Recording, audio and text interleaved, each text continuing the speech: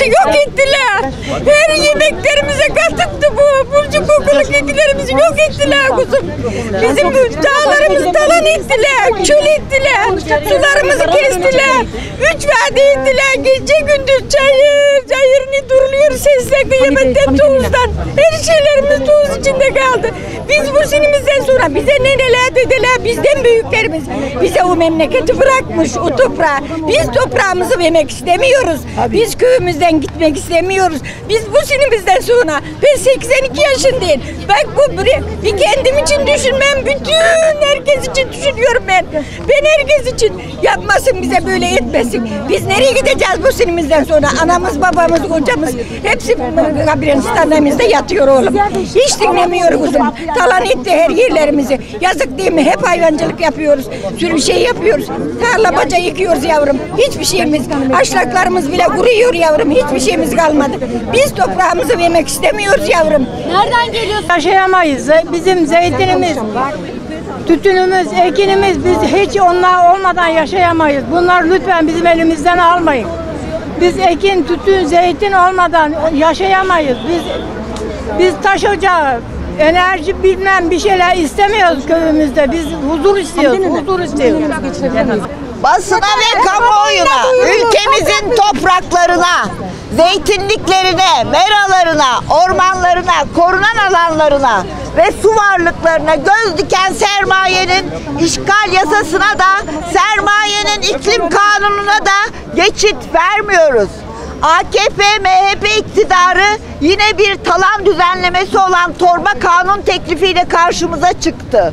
13 Haziran 2025'te Türkiye Büyük Millet Meclisi'ne sunulan bazı kanunlarda değişiklik yapılmasına dair kanun teklifi, muhalefet milletvekillerinin incelemesine ve kamuoyunda tartışılmasına fırsat tanımadan apar topar 19 Haziran'da Sanayi, Ticaret, Enerji, Tabii Kaynaklar Bilgi Teknoloji Komisyonu'na sevk edildi.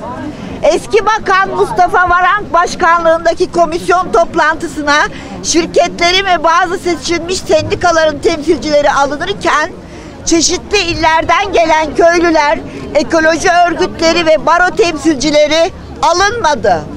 Saat 10'da başlayan toplantı muhalefet partilerinin vekillerinin bu duruma yönelik itirazları sırasında zaman zaman arbede çıktı.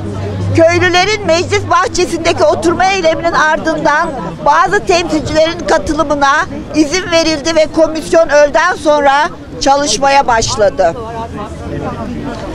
Ancak bu emrivaki yasama pratiği halkın ve doğanın gerçek ihtiyaçlarını gözeten biz yaşam savunucularının politika yapma süreçlerine aktif katılım için gösterdiğimiz mücadeleye engel olamayacaktır. Birazcık indirirseniz telefonu. Evet, öyle okursanız teşekkür. Anayasaya aykırı olan torba yasa teklifi yaşam alanlarımıza, tarım alanlarımıza, tarım arazilerimize, doğal varlıklarımızın tamamına, suyumuza, toprağımıza, zeytinliklerimize, ülkenin dört bir yanındaki tarım arazilerine, çaya, fındığa, bamyaya, karpuza, patatese, ülkenin dört bir yanında tarımla uğraşan çiftçilere ve emekçilere, en önemlisi de küçük üreticilerin bağımsızlığına karşı planlanmış bir toprak gaspı yasasıdır. Kanun teklifi, çevre etki değerlendirme ÇED mevzuatı etkisiz hale getiriliyor. Şirketlere kolaylık olsun diye ÇED süreçleri kısaltılıyor. ÇED süreçleri şirketler yerine Maden ve Petrol İşleri Genel Müdürlüğü MAPEK tarafından yürütülüyor. ÇED kararı olmadan diğer izin ve ruhsatlar için başvuru yapılabiliyor. Ormanların şirketlere devri daha da kolaylaştırılıyor. Maden alanlarındaki ormanlar MAPEK'e ücretsiz olarak devrediliyor.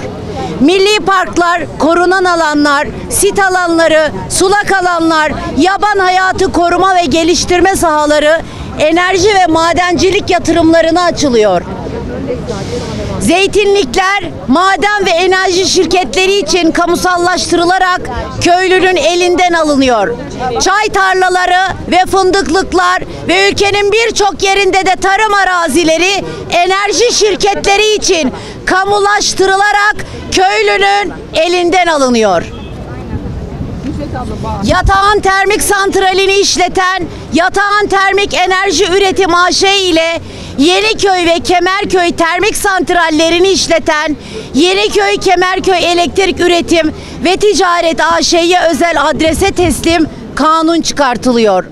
Koordinatları belirtmek suretiyle Yatağan ve Akbelen bölgesindeki zeytinlikler yok edilerek saha linyit madenciliğine açılıyor. Ticaret kanununa imza verenlere torba yasasıyla ülkenin dört bir yanını imha etmek isteyenlere karşı ülkenin dört bir yanından buradayız. Topraklarımızı vermiyoruz diyerek basın açıklamasını bitiriyoruz. Topraklarımızı vermiyoruz.